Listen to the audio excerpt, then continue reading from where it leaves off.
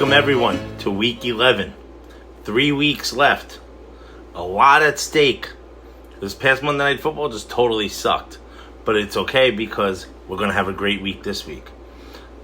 Hope you love my background. You can't see that over here. It actually says rest in peace Canis. But rest in peace Canis. Rest in peace Two Toms. You already saw that video. You guys are done for this year. Let's jump into it. We got a lot to cover and not a lot of time. Dude of the week. Hopkins. Dude. 151. And that's significant because it also changed a lot at the top of the league. So we'll get to that in a minute. Dweeb of the week. It could be that the team that lost to the winless team should be the dweeb, but I can't pass on the opportunity to put Queen as dweeb of the week. 58.25. Her whole team fell asleep. Somehow she's still in the manage for point leader, but tough week. Sucks to be you.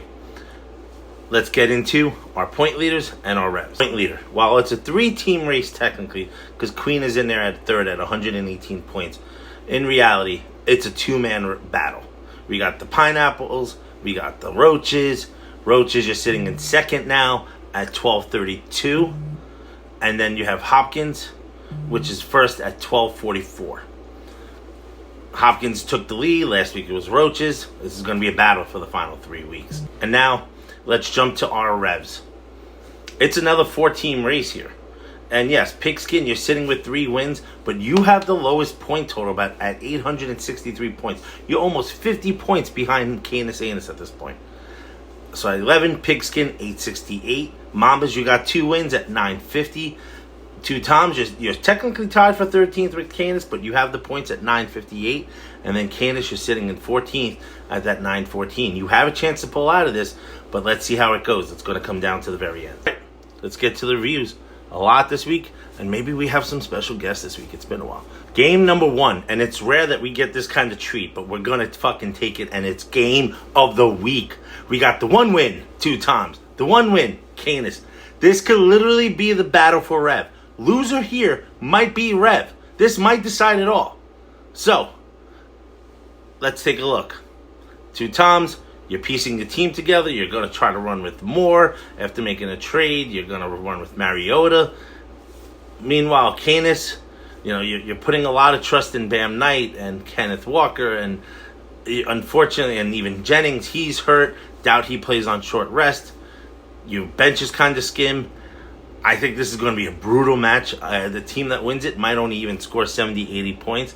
But I'm going to give the edge that Two Toms finally picks up his second win. Game number 2, we got Mambas. We got Two-Headed. Two-Headed needs that win. Sitting at 5-5. Mambas. This win will pretty much, if a win here, could almost assure you staying out of the Rev. However, you're relying still a lot on young players. Judkins can be explosive, but he's also been shown to be a little tame, and Baltimore's defense is really coming around. Krosky, I don't know what the Washington's doing. Meanwhile, just between Allen and McCaffrey and McBride, I don't see Two-Headed losing this match. I think Mambas couldn't surprise it, but I just don't see it happening this week. Monster, you moving to 6-5. For my next game, I'm not doing it. I'm throwing it out to my man, LL Cool Rain, out in West Jersey. All right, the matchup review right now is going to be Fuzzy Tacos versus Hopkins. Mr. Stop the Draft versus the Taco Man. This is going to be a good matchup, all right? Tacos made a move in a trade recently to get CD, so he's stacking up at the receivers, and hopefully that can push him over the edge and start a run. Because sitting at 5-5, there's a lot of ties right now. Hopkins is sitting at first place and pretty much been running the league the entire season. How? No one seems to know. I mean, McCarthy as your quarterback, London goes up and down, Montgomery goes up and down. I mean, but he's making it happen, right? Right now it's an 8-point swing for Hopkins, but I have to take Tacos on this one. I think the trade to CD kind of helps him and hopefully gets him over that edge. Rain, thank you for that great review. But now we're reviewing your game. We got Rain, we got Dogs. Both teams sitting at 5-5. Both teams really need a win. Dogs, you were rolling at one point. You've kind of taken a big step back. Meanwhile, Andy, you've been very hit and miss. You're a little inconsistent. You are without Warren this week. It'll be interesting to see what you do at tight end. You do have JSN. Meanwhile, Bijan, same thing, very hot and cold. He's either huge or he's disappearing on the field because Atlanta's offense is inept. Big difference here. It's going to be what Prescott we get or which Mayfield we get. I think this is a close game. I see that the projections really have dogs ahead. I think without the tight end, Andy just might be a little short. Dogs, you pick up the win. For our next review, it's a family affair. But I'm going to take myself out of it, and I'm going to throw it to two Toms. What's up, League? We got old Tom here. I get to do the honor of predicting the Week 11 matchup between the Queen and the Rook. Cousin versus cousin. Let's see how it goes. Right now, the matchup is tight. The projections, 117 to 116. The Queen, slight favorite.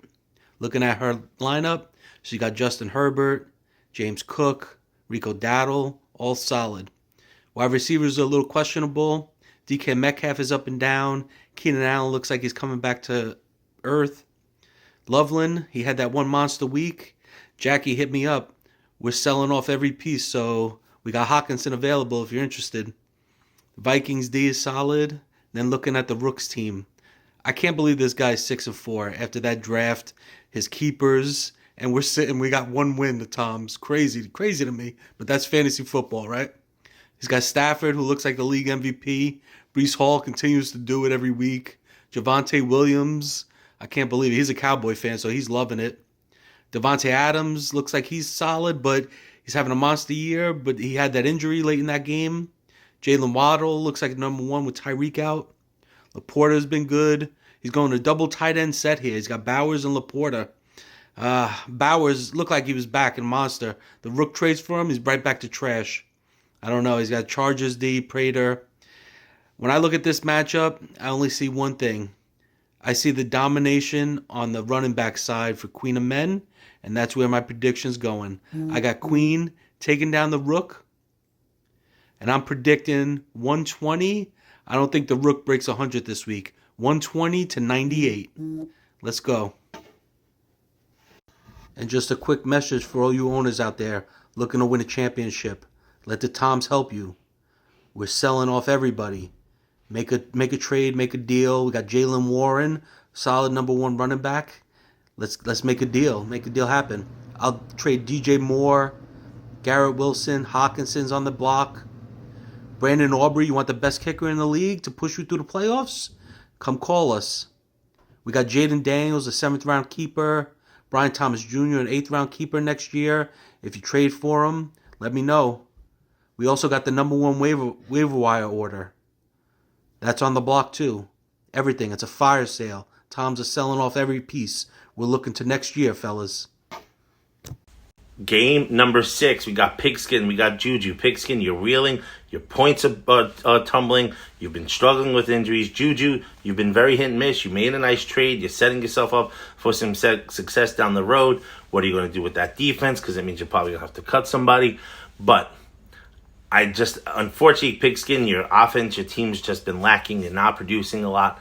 I do think Hurts has a big week this week, as so does Williams. Higgins is due. Well, I could see Robinson even having some production. I don't think it's going to be a huge scoring game, but unfortunately, I think Pigskin, you fall to 3-8, and Juju, you move to 8-3. Last game of the week. In reality, this should be the game of the week because we got two teams sitting at 8-2. So let's call this the second game of the week. But this could be battle for first place here because if Hopkins takes a loss and one of these guys pick up the win, they could be sitting in first. Roaches could even be taking his way to a triple crown. Not sold on Barkley lately. Harvey might have a big week this week and help him out.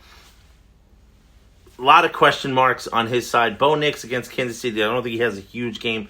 Meanwhile, I think May has a big game. Etienne has a big game. Charbonnet this is the 1 week to face Lou because he doesn't have Taylor. So you might be able to pull up this upset. But I do think you're just going to fall short. Roaches, you're going to be at 9-2, and you're going to be in position to make a run for the Triple Crown. There you have it, people. That's the week. An exciting week.